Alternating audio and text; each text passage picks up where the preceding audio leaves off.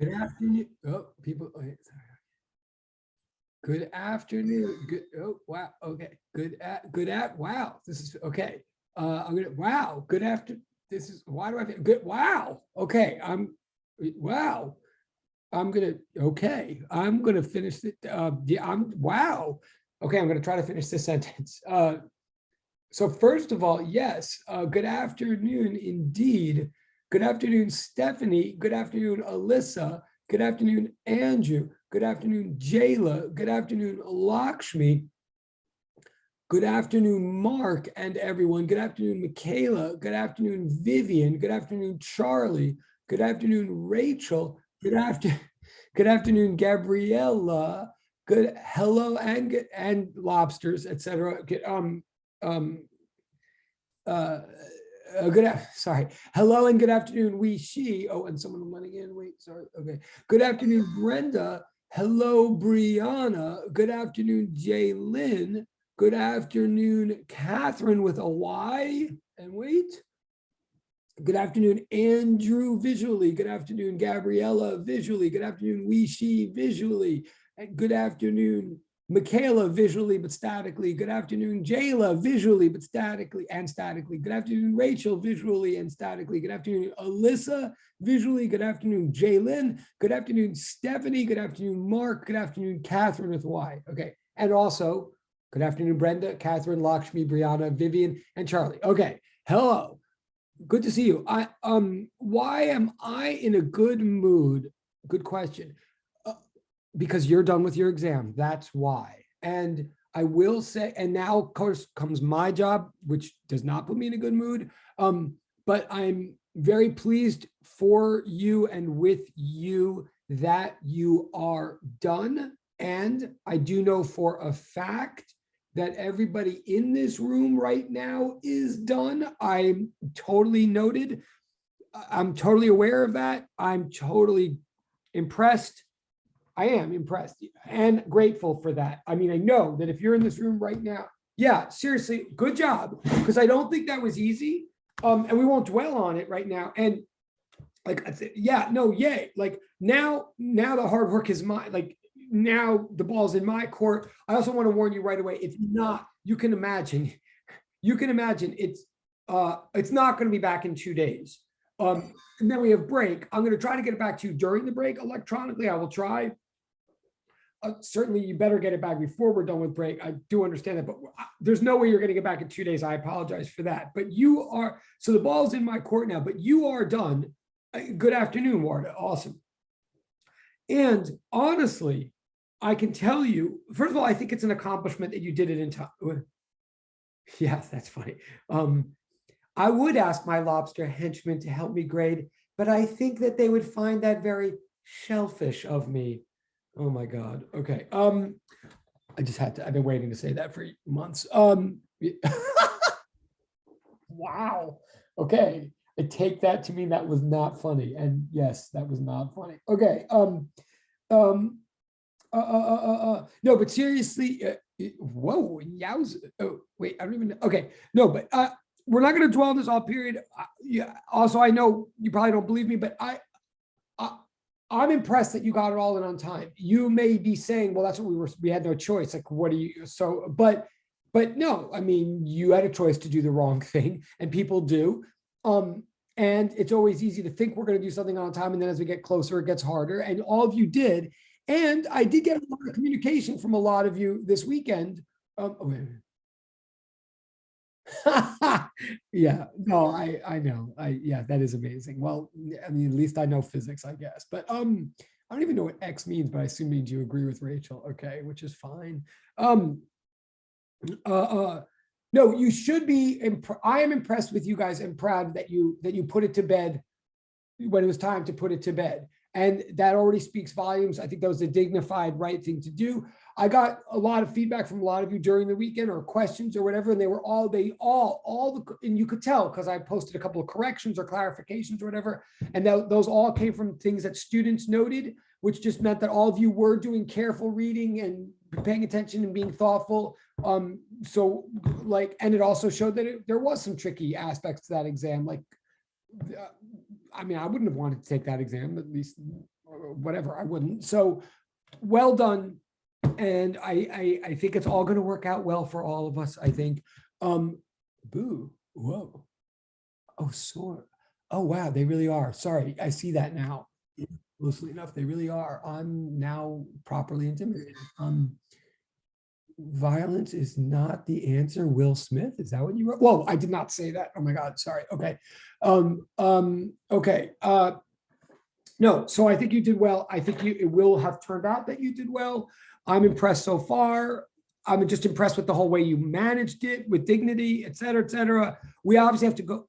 Hello, hello. Good to see you. Good to see you. And every compliment that I just gave the whole class totally applies to you. I know for a fact. You can ask them. I'm just congratulating everybody for getting this test in on time, finishing it with dignity and completeness and thoughtfulness.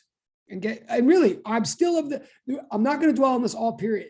You might think, oh, he's always like cheesing on about these things.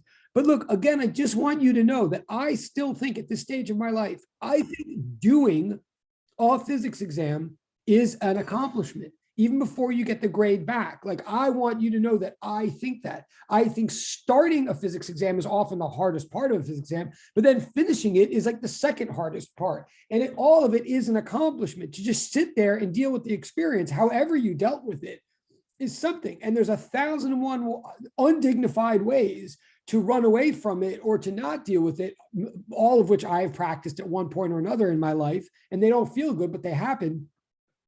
And so far, it seems like none of you exercised any of the undignified approach. So I just, again, I think you should be commended for coming this far already, even before we get into the grading details and whatnot. Okay. Nope, still haven't. Totally. Oh, we're not going to talk. The final will be a lot less. I'm going to half answer Gabriella's public question. I'm going to half answer it. Regarding the final, you just did the hardest thing of the class. I could tell you all that now. That's the other reason I'm going to spend a little bit of your time complimenting you all on what you did on the midterm. And again, I'm deliberately complimenting you before I look at the details, before I grade it, before you get the grade, because I think you are all ready to be complimented. And let me say, in response to Gabriella's question, like, you've done, that's the hump of the class. That's the final will not be as big, or it will not be as big as that. And I hope or intend it not to be as stressful, if that was stressful. I mean, I hope it wasn't, but the final will be I'm not going to say much more about the final right now. I'm just not. We will start talking about it soon. I'd like to maybe turn around these things first, but the final will be, again, if you end up having aced the midterm, then you don't have to overly worry about the final. And if some damage did happen on the midterm, then the final is like your opportunity to rectify. That's more the way I'm going to be looking at the final. Okay. And it will be shorter. I can definitely tell you that. And it's not cumulative explicitly. The final will be on whatever not huge amount of material we get done between what just happened and the end. The final will be an opportunity to maybe put this all together for you to see the punchline of the course or the purpose of the course and show me that you see that. It will be a summative experience, but it won't be an explicitly cumulative experience. So that's all I want to say about the final right now. But yeah, if you feel like if you're breathing out at all from the midterm, you should be, and you should be. Like, the midterm was your big job in this class, bigger than the final, or that's the way I intend it to be. Okay. Now that's funny. Right. The wavelength was large. Yes. Also, I have not beat Walters at chess yet, but I will be seeing both Walters for a long period tonight, I believe. So I will say hello for all of you. And we'll work out, wait, but neither of you have either. Yeah. Oh, also quick note, logistically, also, again, for whatever reason, because of the way the vacations align or don't, I will be in my office for a long time again tomorrow. Not my research lab on the 4th floor. I will be there again a long time tomorrow. If anybody, I don't know why you probably wouldn't want to visit me right after a midterm, but if there's any issues or anything, please feel free to stop by, blah, blah, blah. And yes, I'm as obese as the wavelength. Okay, so all right, so now we're going to shift gears. Hold on a second. We're going to shift gears. We do have a little more physics to do. And again, it's not just to do busy work, it's to actually get to the point of the whole course. Yes, I can sort of. I will try to articulate. Yes, sort of. But yes, JW does miss you all greatly, and JJ does love you all deeply. And I'll maybe say hello again today while you're with JJ and blah blah blah. What else? Wait, was there anything else? Okay. Is there any other logistics? I don't think there's any other logistics. Okay. So, oh, let me look in the chat. All right. So we're going to do a little more physics here. Oh. Wait. Oh, no, yeah. Wait. Oh, no, wait. Sorry. There's a couple of things happening in the direct chat that are logistical. No, what I mean is, no, I do have class tomorrow. There's a section of this class that does meet physically 8 to 10:40 every Tuesday morning. And I will be teaching that class, but I'm saying to everybody, so it's sort of late in the semester for anybody. You probably don't care anymore, but for whatever it's worth, this semester, my schedule has been that I teach from 8 to 10:40 in the morning physically at John Jay on Tuesdays. Then I go hang out on the fourth floor in my research lab. Then often, right before you guys are about to have lab, I often then have to go to this other teaching gig in Brooklyn at like 2 p.m. But sometimes I don't. And therefore I stay much longer and I'm much more available throughout the day to answer your questions or whatever. And tomorrow is one of those days. So yes, I will be teaching tomorrow from 8. I do have class from 8, unless there's something that one of you knows that I don't know. I will have class from 8 to 10:40. I'm just saying I won't be leaving early. I will be there for many, many hours after 10:40. Obviously with things to do, like I won't, but okay. No, right. Okay. And to all of you also, another reason I'm complimenting you, just so it's clear, all 3 sections, like you're the ones that meet, you guys, the ones I'm talking to right now, you meet at 12:15 Mondays and Wednesdays. All of the sections, their test was due at 12:15 the minute yours was due. They weren't due at different times, for whatever it's worth. Most of theirs seem to be in 2. Some of them, I'm not sure what happened, but the test is over for all of you, for all 3 sections as of now, as far as I'm concerned. I don't know if that means anything to any of you, but if you have friends in the other sections or whatever, like you're all done now. Okay. And yeah, they have regular class tomorrow, kind of like the class that you're sort of about to have right now, if I ever get back to the topic. Right. Okay. Okay. So let's get to the topic. So we have this last topic to do. We're going to totally shift gears now. Because the midterm's over, I'm going to shift to a totally other thing, or it's going to look like a totally other thing, but it's totally related to everything we've been doing, because this last thing that we're going to do in the class is a last version, a kind of important version of unthingy motion. Like ultimately, that's what this whole class is ultimately about. It's about unthingy motion. It's about not the trajectory of particles or the trajectories of particles, but rather about the propagation of information. Let me say one last time, that's what this class is about: flow, not about throw, if that makes any sense. Okay, I've never said that before, but so wave pulses are one central, huge, awesome, major example of unthingy motion, or immaterial occupants of space and time. But it's not the only example. There are other super important examples, and they all tie in ultimately. So we have to do at least one more example of immaterial space-time occupation. We have to do at least one more example of that before the whole course ends. And that's what we're going to do right now. So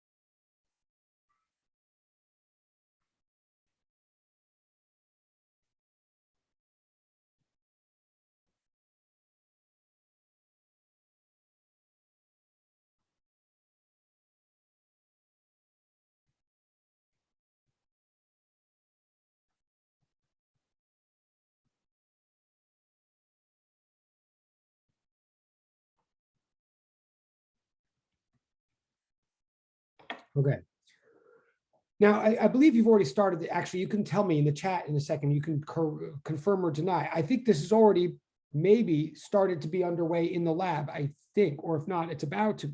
No, okay, then it's about to be. I think tomorrow it will be, I think.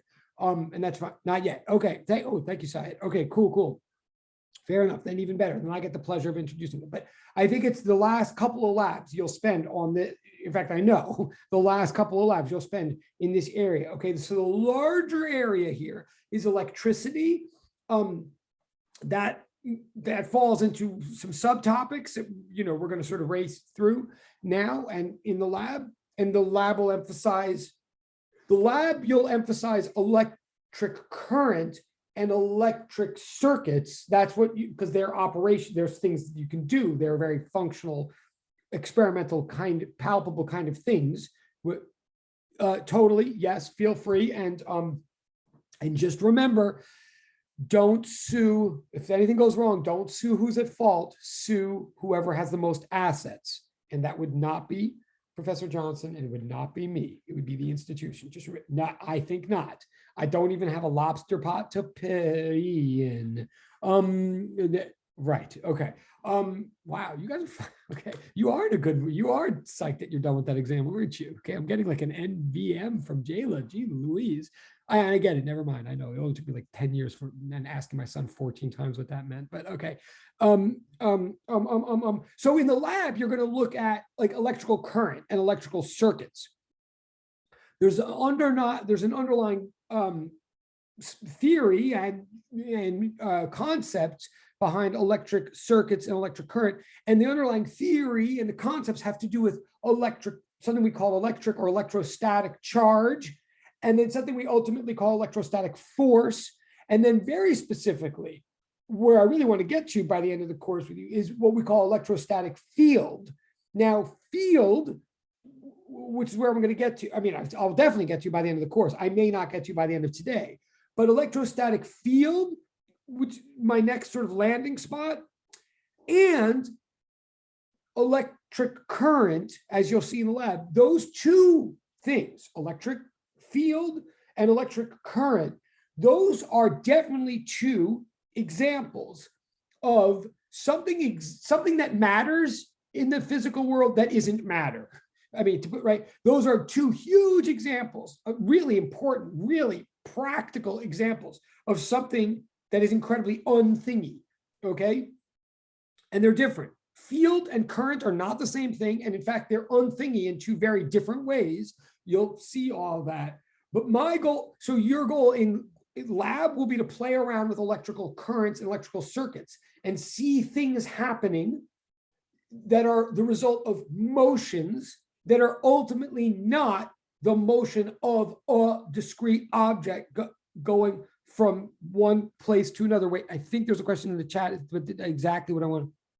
Yeah, wait. So honestly, so there's a direct message. There's a chat in the direct message. I mean, there's a question in the direct chat that says, right now, that says, what exactly is unthingy and what makes it unthingy? That's a very fair question because unthingy is obviously not a technical or rigorous term. It's a silly term that I use. But I'll tell you, but I do want you to know what I mean by it because it is the purpose of this whole course. What I mean when I say it does go back to the beginning, to this little thing we did like on the first day or something online. Well, here, okay. Wait, let me see if I want to write this down. But when I say unthingy, what I really mean is immaterial. When I say that emotion is unthingy, I mean that it is a flow of something that isn't what I really mean is non-particular. Okay, to everybody, there's two types of motion in the world. There's particle motion and there's not particle motion. What sometimes people will call wave motion, sometimes people will call energy motion, sometimes people will call flow, sometimes people will call propagation. What I'm saying to everybody, and this is a very fair question, like to be totally honest, well, yeah, and wait, and I want to be as clear about this. The Yaverbaum dictionary is the word unthingy. Unthingy is not a scientific term, that is for sure. But I do want to be clear that I'm using it as a cute term to mean something very, very real in science. And hopefully it's something that you have been seeing throughout this whole course. Like, I hope this is not going to sound like the very first time I've ever said this. I'm saying that some types of motion in the world are particle motions. And those are the kind of motions that you spend all of physics 203 studying. Some types of motions, like you can have a situation where there's motion from me to you. And when we say there's motion, like a baseball, when a baseball travels from me to you, or a cannonball travels from me to you, or, by the way, a planet or an electron, like when any of those things travel from one location to another, we call that particle motion, in that there is a discrete, material, identifiable, countable entity, object, that literally is passing through all of the geographic points between me and you. Like when I throw a baseball from me to you, and I'm saying this to everybody. I'm taking this question, I'm taking this comment of Gabriella's very, very seriously, at the risk of saying something that I've said a million times before. This is the point of the whole course, like honestly. And it is very real, even if I use sometimes cutesy, silly terms to capture it or to communicate it. I'm saying when I throw a baseball from me to you, there's an object, there's a mass called a baseball that has a boundary, like the baseball has a skin that separates the inside of the baseball from the rest of the world. Like, we know everything in the world is either part of that baseball or is not part of that baseball, like seriously. And that baseball at any given moment is at a place in time. That baseball, if you go back to the beginning of the course, that baseball is a particle, it's actually many, many particles, but we call it a particle, or we call its motion particle motion, in the sense that that baseball cannot be in two places at once, or the center of that baseball cannot be in two places at once, right? And the center of that baseball cannot occupy one place at this. Let me back up and say that more carefully. The center of that baseball cannot be at two space points at one time point, right? Again, this goes back to like the first day of the semester. And I'm not joking, and I'm not trying to condescend to anybody. And I don't care if I'm repeating, because it's like the point of the course is a baseball is a particle, in that the center of it cannot occupy two space points at one time point, and the center of it cannot occupy one space point at the same time point that the center of something else occupies that space point. A baseball cannot share a point in space at a point in time with some other particle, and it cannot be subdivided. It cannot simultaneously occupy two space points. So it's a particle that's a place at a given time. And if I throw it from me to you, what I literally mean is, at every given moment in time during the journey, the baseball is at one of those places, being between me and you. First it's at me, then it's at a point, then it's at a point, and then eventually it's at you. That is a particle trajectory. That is everything you did in physics 203, whether it's planets, whether it's huge things or tiny things that you can't even see. Yes. Okay. Good. So I just saw something in direct chat that does good. Yes, I'm going to repeat it in a second. But yes, and I will repeat it to everybody in a second. But so what I'm saying right now is particle motion is like that. And when I call things thingy, I mean they are particular in all the senses that I just said, specifically the sense that they cannot be at two space points at one time point, and they cannot co-occupy one space point at the same time point as some other object. That's what it means to be particular, to be discrete, to be distinct, to be countable, to be massive, to be material.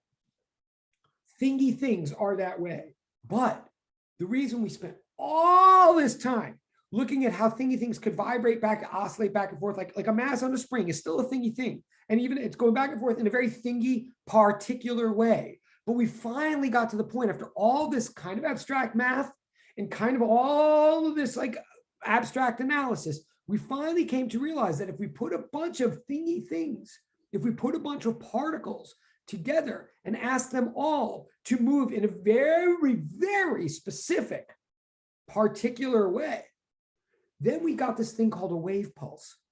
And the wave pulse is exciting to me, and I will move on in a second. But again, I want everybody, I mean, if you got nothing, I want you to get this out of the course.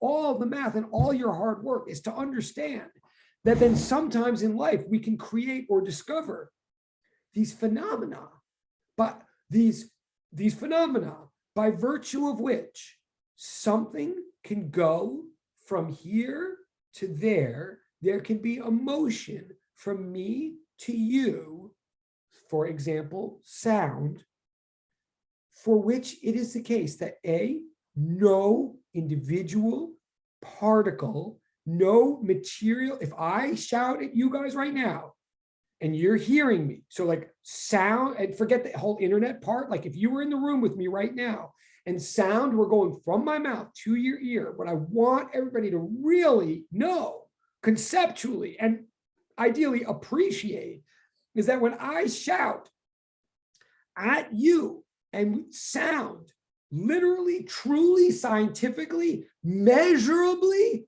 analytically, and predictably goes from my mouth to your ears, right? It doesn't just like go in some metaphoric way. Like sound goes from my mouth to your ears in a way that we can put numbers to, that we can reproduce, that we can predict how long it's going to get to your ears if you move back farther to some other, blah, blah, blah, right? Like something goes from my mouth to your ears that is subject to all of the equations, measurements, predictions, and understandings of science and reproductions of science. Like something really goes from my mouth to your ears. But the key point, if you've gotten anything out of this course so far, is that when sound goes from my mouth to your ears, there is no individual entity that goes from my mouth to your ears. There is no particle. There literally, right? I mean, there's a bunch of particles that must be moving for this thing to happen. Therefore, it's physics.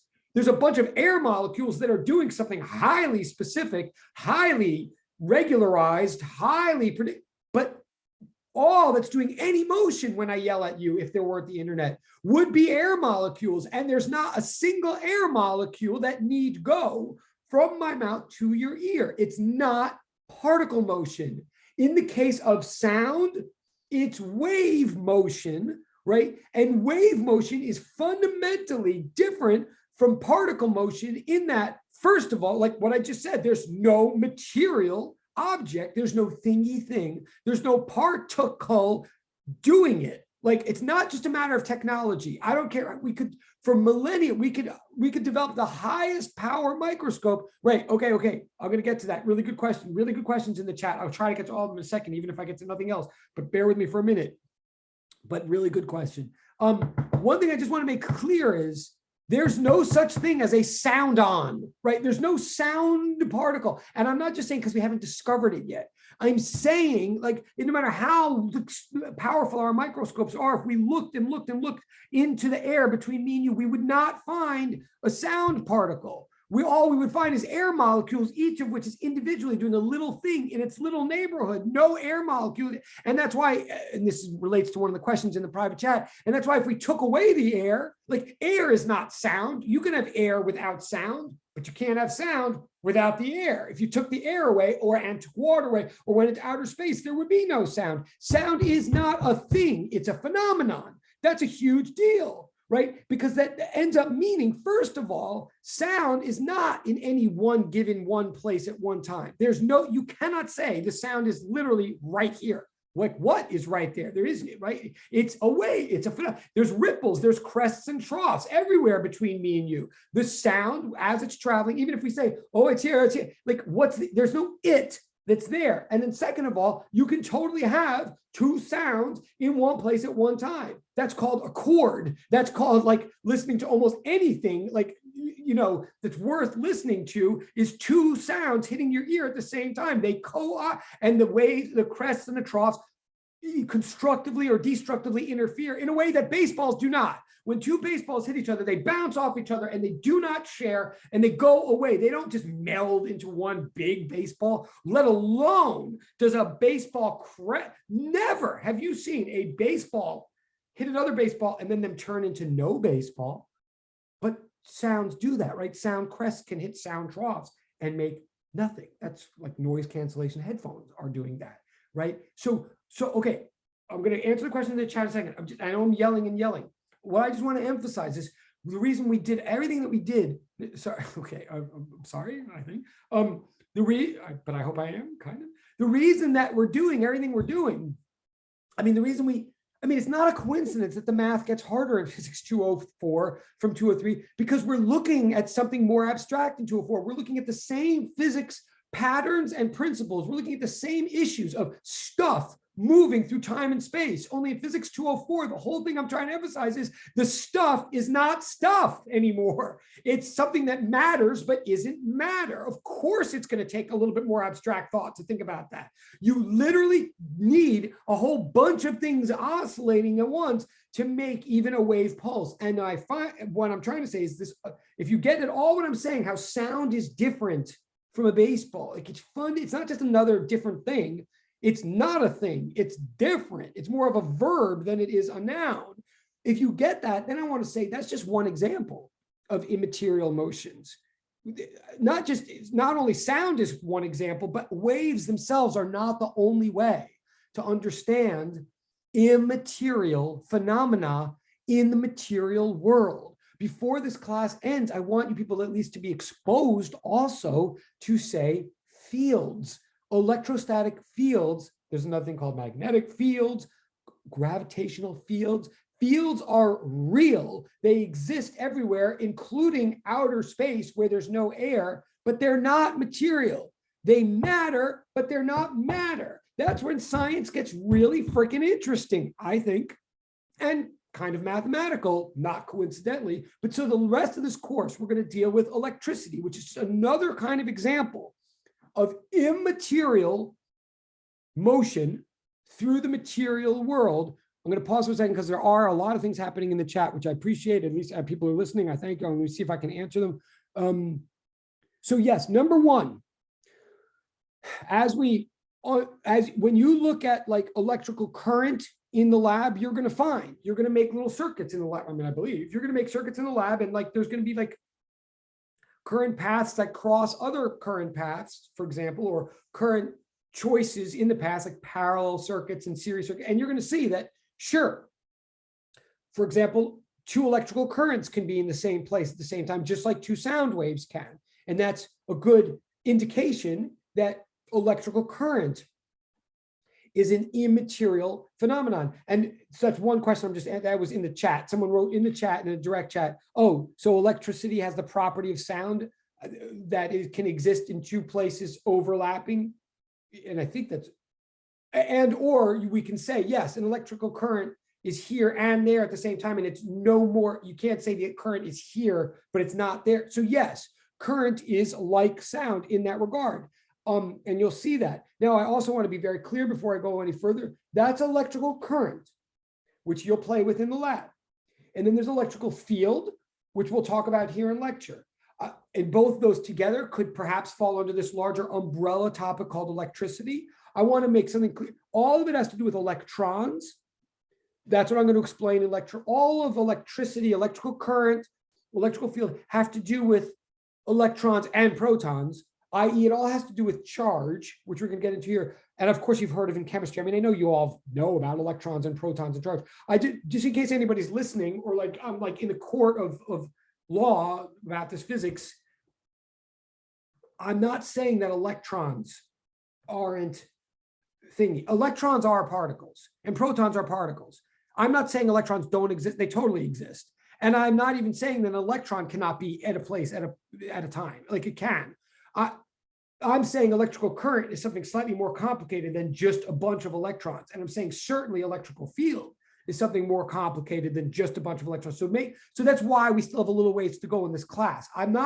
Electrons are thingy things, but electrical field and electrical current, which are phenomena that arise from these charges, they are immaterial. Just to be clear, okay? So that's where we're going for the end portion of the lecture and the lab. So that's one question.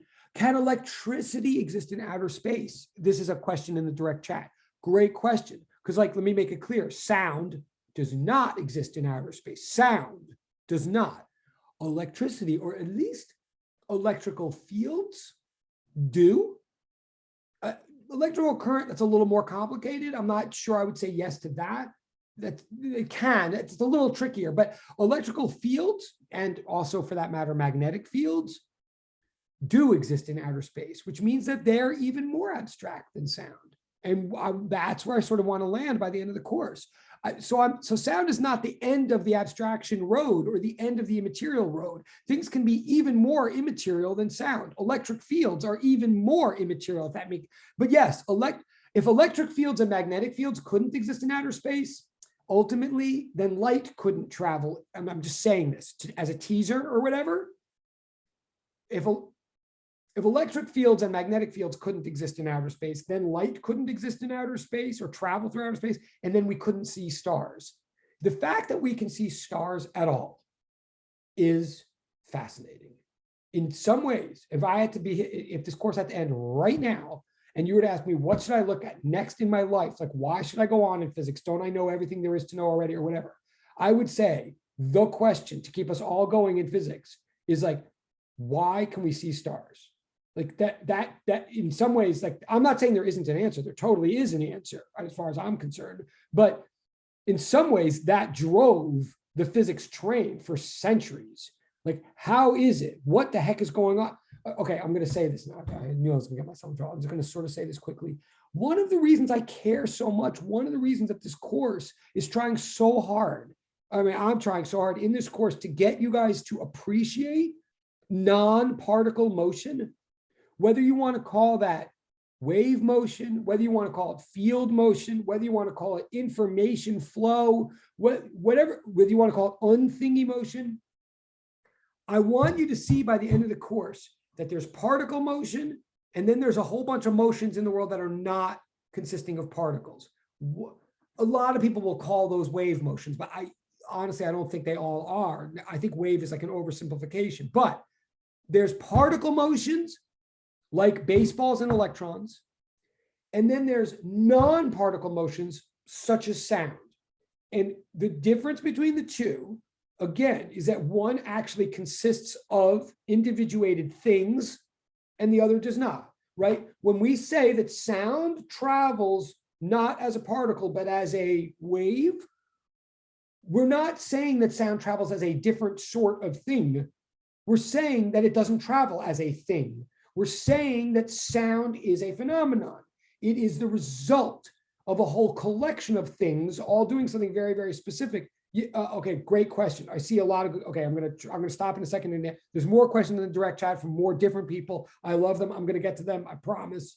Even if I do nothing else, I'm gonna finish the sentence first. To everybody, I'm trying to, there's particle motion versus not particle motion. And it's literally that, that's how I would phrase it. Particle motion versus not particle motion. Something that is not particle motion is something like sound, where sound goes from me to you, but no individual thing goes from me to you. Now, you all know, where this is all going. You've been students, successful students forever. You've been science students forever. So of course, every one of you, at least one point in your life, but probably many, have heard of this whole question of, is light a particle or a wave? You've all heard that, right? And maybe you've even heard resolutions to it. I heard it too. I'm here to tell you, I thought that was a stupid, I got so annoyed with that question after a while. I may have even given you the speech before. I'm not going to give you the whole speech right now, but that question I heard so many times. Especially once I became a physics major in college, I would hear that question so much, and I would hear about people debating about that question for centuries and centuries. Is light a particle or a wave? Is light a particle or a wave? Okay, it started to just bore me to tears. Especially when I started hearing people say, in the 21st, the geniuses of the 400 BC thought it was a particle. Then the geniuses of 300 AD thought it was a wave. Then Newton, the genius, thought it was a particle. Then Hooke, the genius, thought it was a wave. And then it went back and forth. And then finally, in the 20th century, thanks to the geniuses like Einstein, we all found out it was both. Doesn't that blow your mind? I was like so not blown away by that. I was so, and remember, I signed up to be a physics major. Here I am giving the speech I didn't mean to give today. And maybe I've given it before, I'm sorry, but I just want to tell you, if you're sick of hearing that question, so was I. If you think that question is stupid, so did I. If you think the answer that you might have heard, like in the 20th century, we found out that light was both. If you think like, well, then really? Then thanks for wasting my time with that for so, like, really? Then just like me, what I thought I had been hearing forever is first they thought light was chocolate, then they thought it was vanilla, then they thought it was chocolate, then they thought it was vanilla. And then finally in the 20th century, they finally entertained the crazy proposition that it could be a swirl. And it is, it's a swirl. Can you get on? And I was like, really? No one ever thought that you could put chocolate and vanilla in the same dish ever for like, really? It's that it like, is it one thing or the other? Is it one thing or the other? Is it one thing or the other? And then they said it was both. Like, why do I care? I'll tell you why I should have cared. The question was being, I think, misconveyed to me, or I misunderstood it. They're not asking. If you've ever heard this question of is light a particle or a wave, it's already the question is badly phrased when it's phrased like that. It's not, is light a particle or a wave? That makes it sound like, is light one kind of thing or another? And of course, there's no rule that says it couldn't be a third kind of thing or couldn't be both kinds of things. I mean, a dog could be a German Shepherd and a Labrador. It could be a mixed breed, obviously, but that's not what they're really trying to ask. Whenever they say whenever geniuses for centuries have wondered, is light a particle or a wave? What they're really wondering is there a such thing as light or not? When light comes from a candle or a flashlight, if you're modern, or a star to my eyes, when a beam of light comes and illuminates the space, what is coming? Are there lots of little things coming down called little particles of light that are traveling at some kind of speed? Or is there just a phenomenon? Is there a bunch of stuff already in space vibrating and oscillating in a very specific way to create a behavior, a phenomenon? Like they're asking, is it a thing like baseballs and electrons, or is it just a phenomenon like sound? That's a freaking deep question. And let me tell you, that's a deep question because there really are only two options when you phrase it like that. Is light a thing or not? Does it exist actually or not? That's a freaking deep question. And it's so deep that I'd like to know the answer, especially because light is like how we know about anything else in the world. But it's such a deep question that if anybody dares tell me, a physics major or not, if someone says to me, guess what, in the 20th century, they decided it's both, oh yes, my mind should be blown. If I really understand what the question is, oh yes, nobody should have ever thought of that before, because that makes no sense. That's literally like, yes, this coffee mug exists. Well, there you go. This coffee mug exists and it doesn't at the same time. That's our answer. What? Like, so what I'm saying is, all of the reason I want you to at least appreciate the dichotomy between particle motion and non-particle motion is it's really appreciating the dichotomy between what actually exists in the material world as material and what doesn't.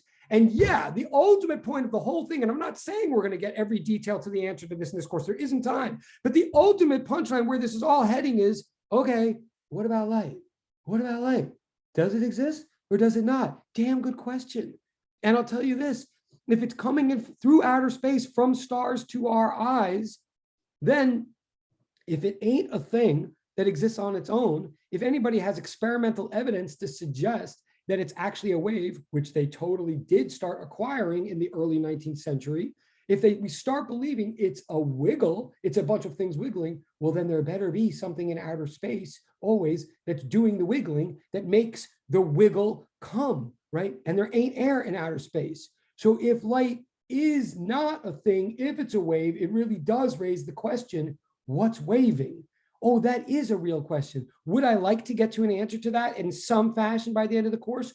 Oh, yes. That's why there's more to do. I won't be able to answer it fully, but I'll be able to tell you something about it. But the only way that the answer means anything is if you first appreciate the question, which I never did until I did. So, why I'm screaming so much about baseballs versus sound is so at least we understand what the two options are for light. Yeah, it's all about light in the end. It is all about light in the end. It is. And the question is, does light exist or not? If it does, whoa, what's a light particle? I'd like to know. I mean, by the way, what is a light particle if it exists? Is it lit up?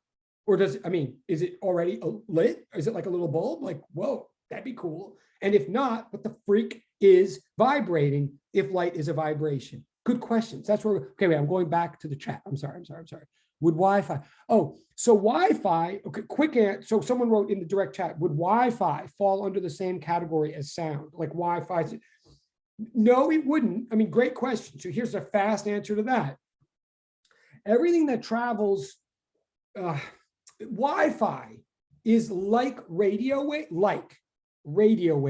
like anything that you like. What am I trying to say? Wi-Fi is like radio waves, and that ultimately what that is, and the stuff that goes in the internet and all that, what ultimately that is electromagnetic radiation. Ultimately, what all that is, well, am I giving something away if I say this? Well, ultimately, white Wi-Fi does not sound. And by the time it gets to your ears, like if I'm shouting right now, the signal by the time it comes out of your computer amplifier into your ears, that's regular sound. But all the stuff that's happening in between, particularly when the signal is traveling like from my computer to your computer through the sky, like or when my computer is like traveling to your computer somewhere else in John Jay, like the Wi-Fi, all that stuff that's traveling through the air is not really traveling through the air. It's actually traveling as light. It is. It's traveling as light.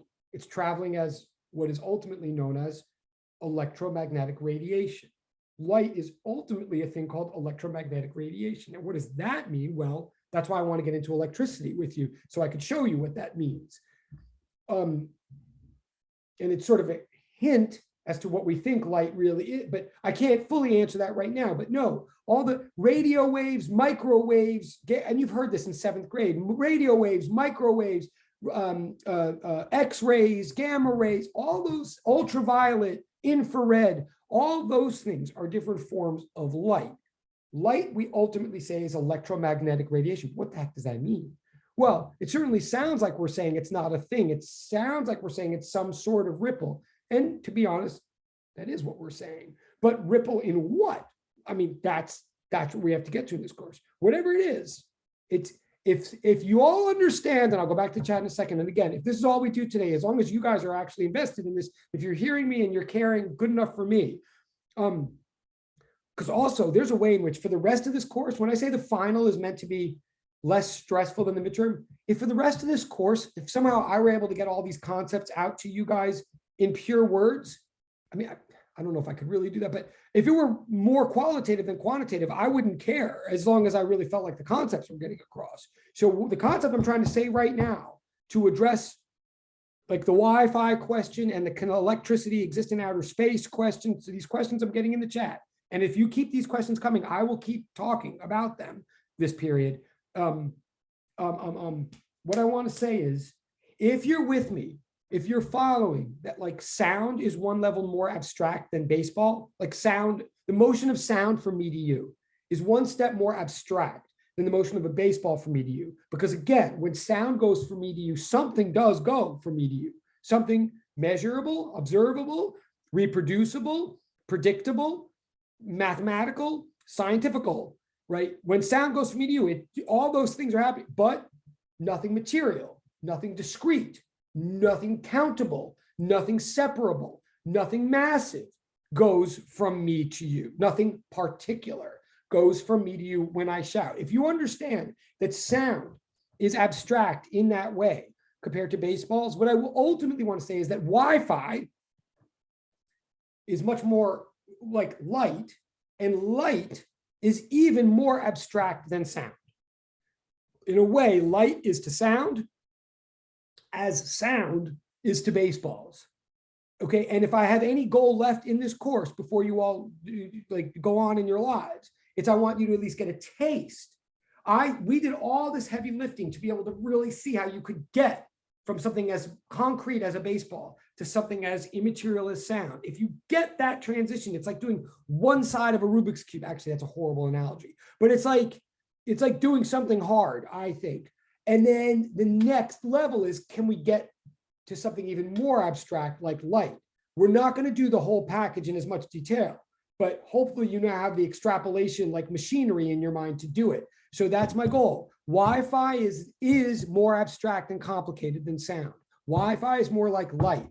Light is the perennial, mysterious entity of physics.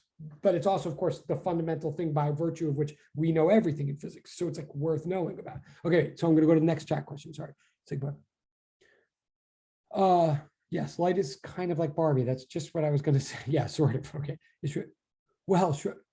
Oh, the Schrodinger, right. Well, right. I mean, the Schrodinger's cat thing, I mean, it's not right. I mean, that's not even a joke. I mean, I know she sort of means it as a joke, but it's sort of like not a joke. And I know some of you are more familiar with Schrodinger's cat than not.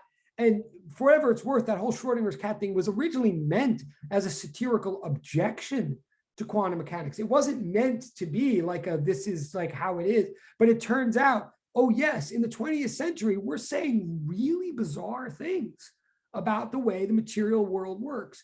And we're saying them as scientists. And the only reason we're saying them is that they seem to be true, not because they seem to make any sense. And when I say they seem to be true, I mean they seem to reproducibly produce the measurements and the data in the lab that they seem to be producing, and then we have to explain that. So it does seem like when it comes to light, we are sort of ultimately, in a way, maybe saying that it's there and it's not there at the same time, which is like saying the cat is alive and dead at the same time. And yeah, there's a weird way, but again, like what upsets me is that I've heard this so many times, and you've heard this so many times, not only in science classes, but in popular culture, that it starts to become just like a cliche. And that's really too bad, because it's too interesting and too weird to become a cliche. And also what's interesting and weird about it is that it's a bunch of ideas that are sort of unacceptable to the mind. And if we say them enough, we start thinking we've accepted them, and then we miss the whole point. But anyway, okay, all right, okay. Enlightenment, yeah, if you can call this enlightenment, right, okay. All right, okay. Is there anything else in the chat? I don't think so. I think I've covered everything in the chat. Okay, but hopefully, okay.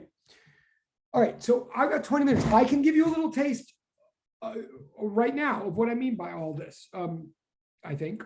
Oh, wait. Okay, sorry. Okay, but again, all of this, well, this is why I don't know, this is what's interesting about physics to me. I don't know, if you think about space and time a little too much or a little too hard, you go crazy, right? But if you don't think about them at all, and you don't appreciate their weirdness or their beauty at all, you're kind of crazy, I think. I don't know. I mean, whatever. Okay, so what's my point?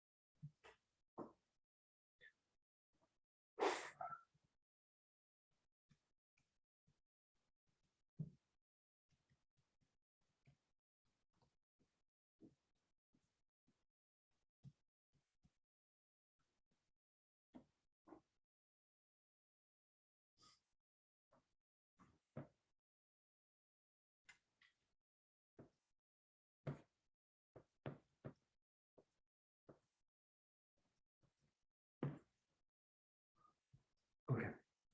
So let me just read this out. So first of all, so we're starting electricity now. The fundamental, or the sort of the first principle of electricity, or of really electrostatics, is that if you have any 2 point charges separated by a certain displacement R, then one charge will exert a force on the other charge. And by Newton's third law, the other charge will exert an equal and opposite force on the first charge. Now, let me define some terms here. And that's the first principle, is that charges exert forces on other charges, just like masses exert forces on other masses, and we call that gravitation, right? It turns out charge is an innate characteristic of material in the world, and anything that has any charge will interact with anything else that has charge, and it will interact in a very specific mathematical way, or a very specific quantitative way that we'll mathematically express in a moment. But first and foremost, the point is that charges in the world automatically and necessarily interact with all other charges in the world, just like masses all automatically and necessarily interact with all other masses.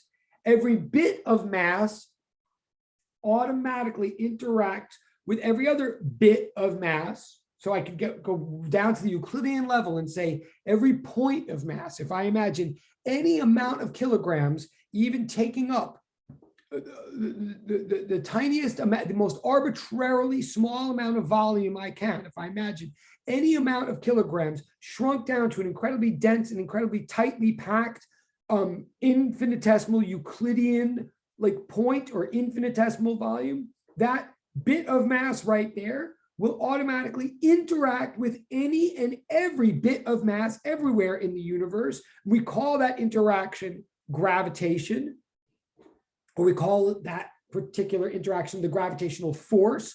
All forces, so all forces are interactions, and all interactions are pulls or pushes. That's what they are. So let's get this straight. Hold on. So tell me if you want to go meet up about that.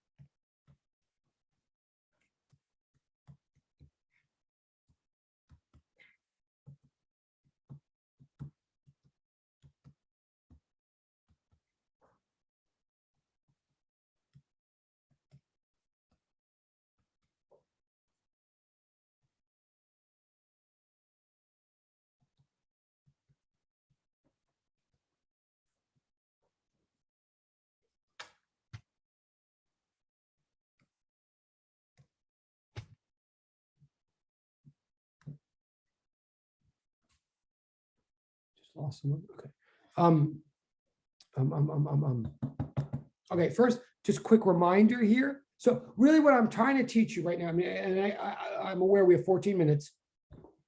My goal of today is ultimately to teach you a little bit about the electrostatic force that exists among electric charges, or the electrostatic force that governs over charges. My goal also is to have you see that it is very analogous. It's qualitatively similar, and it's quantitatively identical, or mathematically identical, to the gravitational force that governs over masses. Okay, like, so if anything you think that you can picture or understand about how masses pull on each other gravitationally, I ultimately want to say the same thing happens to charges pulling and pushing on one another electrostatically.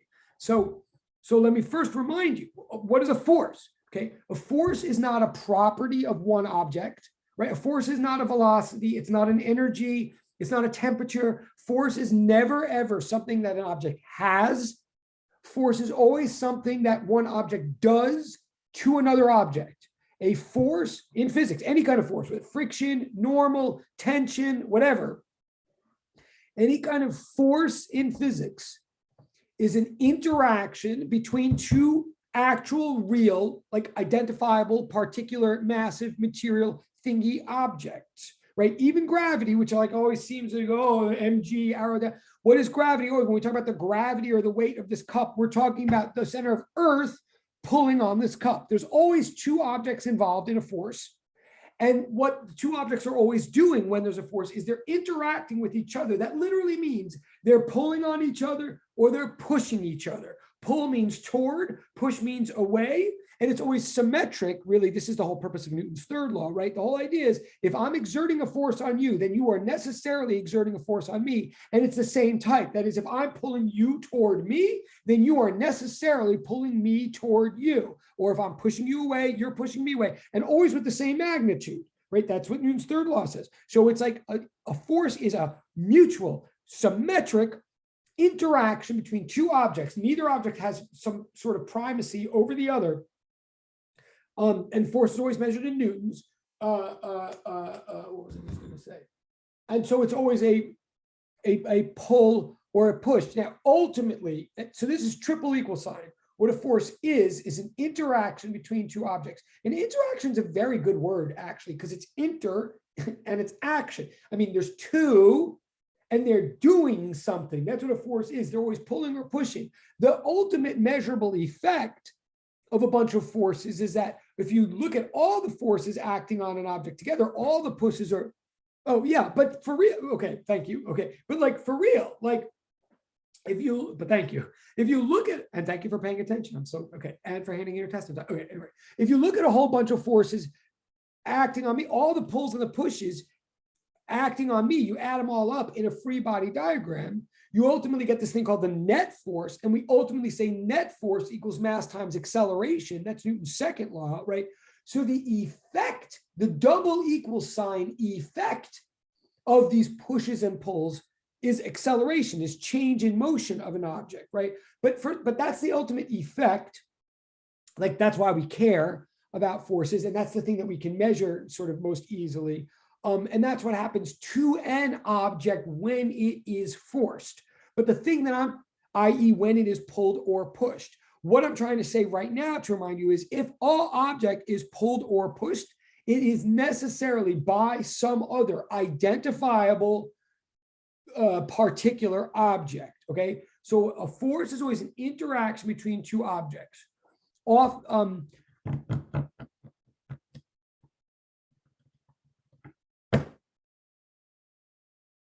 Right now, often, I'm just looking at the time. Let me just think for a second. Sorry.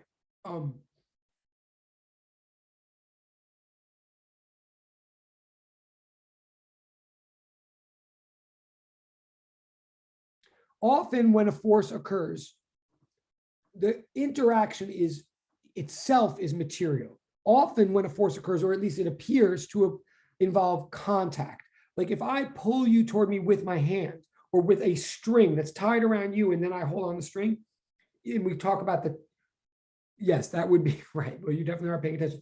All right. If someone else were to do that consensually, then we would talk about the tension in the string pulling the object. And it would do so because the string was touching the object. Often forces seem to involve physical contact, but sometimes they don't, like in the case of gravity.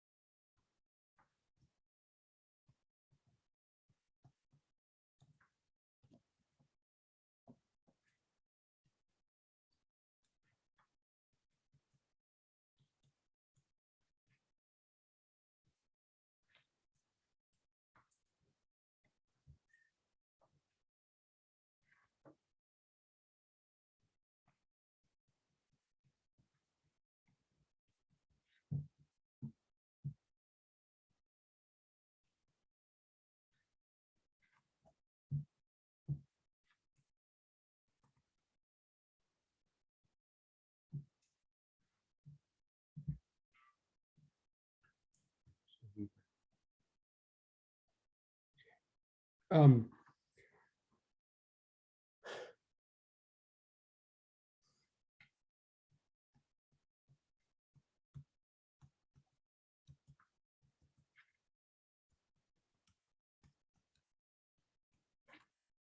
okay, in the case of gravity,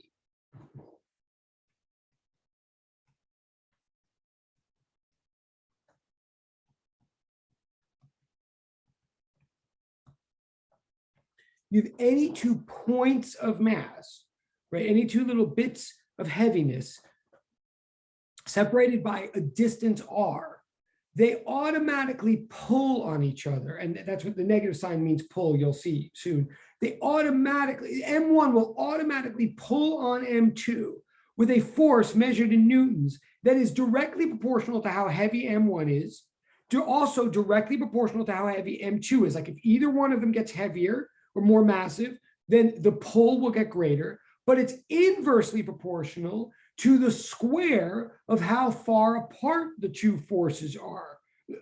In theory, this is from Physics 203, but depending on who you had as an instructor, you may or may not have seen it or remember it, and that's fine. I'm just saying it right now. I'm saying that in the mechanical world, this is from Newton. In the mechanical world of masses, it turns out we believe that every single bit of mass anywhere in the universe automatically pulls on every other bit of mass in the universe, and it pulls with a number of newtons that is determinable, calculable, measurable, and that number of newtons depends on how massive one thing is, how massive the other thing is, and how far apart they are. The closer they are, the bigger the pull. The heavier each one is, the bigger the pull. Okay, and so on the one hand, all I'm just saying, and to some of you this is a reminder, to some of you this is totally new. I'm just saying it either way.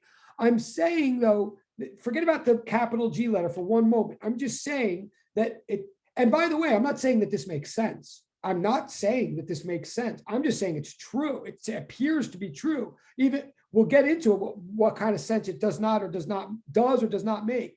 But a bunch of empirical calculations, both that involve like how fast an apple falls from a tree or how fast you could drop something from the top of the Tower of Pisa onto the ground below. Calculations like that, all the way to calculations involving like how the planets go around the sun and predictions of orbits and eclipses and all this astronomical data all put together seem to suggest to people such as Newton that this one universal phenomenon is occurring by virtue of which all bits of mass are pulling on each other in this mathematical way. Now, again, I'm saying all this quickly. I know we have 5 minutes left. Right now, I'm just trying to stress, don't even try. Don't overthink. Don't think, wait, why does that make sense? Well, I'm saying apparently it's empirically true. We will get into the sense, but I'm saying our reasons for believing it, Newton's reasons for believing it, were not necessarily sense-oriented. He didn't want to believe it necessarily. It just seems to be true that all bits of mass pull on all other bits of mass with a number of newtons that's determinable by this relationship. This relationship is saying that the force is directly proportional to each mass. It's inversely proportional to the square of the distance between the masses. We'll get into that. And remember, proportionality means equal to times a constant. Like there's a constant of proportionality in this equation known as big G, the gravitational constant. Now it's just a number and it had to be discovered, of course. I'm not saying it's obvious at all. I'm also not saying you have to memorize it, not at all. But in part, but it's just a constant. In part, it's there to make the units work out. When you multiply kilograms by kilograms and divide by meters squared, you don't get newtons. But if you multiply them all by some number that's measured in newtons times meters squared divided by kilograms squared, then you do get newtons. In part, this constant here is just like a scaling factor, and but it's there. It's called the gravitational constant. It's a very, very tiny number. I'm not trying to get too bogged down in it. I know I have 3 minutes left. I'm saying right now, whether this is old news or new news, all bits of mass in the universe seem to pull on each other according to this relationship automatically, like they pull on each other, whether they try to touch each other or not. They pull on each other. Any two masses you name are pulling on each other with this amount of newtons, whether there's empty space in between the two objects or something in between the two, or mass in between the two objects. They will just automatically seem to pull on each other by this amount. This is called the gravitational force. Now I'm just plopping it down in your brain for a moment. It's a little bit hard to picture, but it seems to be true. But at least it's a force, and forces, we know they are interactions, and it's the interaction that seems to exist between particular massive particles, like point masses. But then with 2 minutes left, I'm just going to say there's also this thing in the world called charge. Charge is a property that not all things have. Neutrons don't have charge, but protons seem to have this thing called charge, and electrons seem to have this thing called charge. And they seem to come, charge seems to come in two different varieties. Like the protons we call positive charge, electrons we call negative. They seem to have the same amount, but in different directions. Whatever this thing called charge is, and I don't exactly know any more than do I exactly know what mass is, but whatever this thing called charge is, and this is the last thing I'm going to write because we have 2 minutes, like just like mass is measured in kilograms, charge is measured in something called coulombs. And it turns out that there's a fundamental force called the electrostatic force.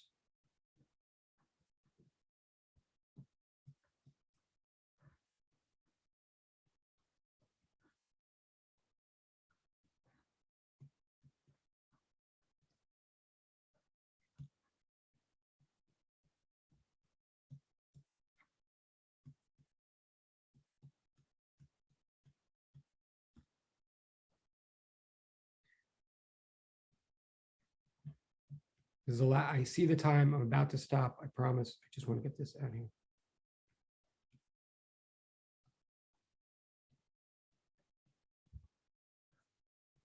Last thing I'm saying, what I'm ultimately saying, and there's 1 minute left, I'm stopping.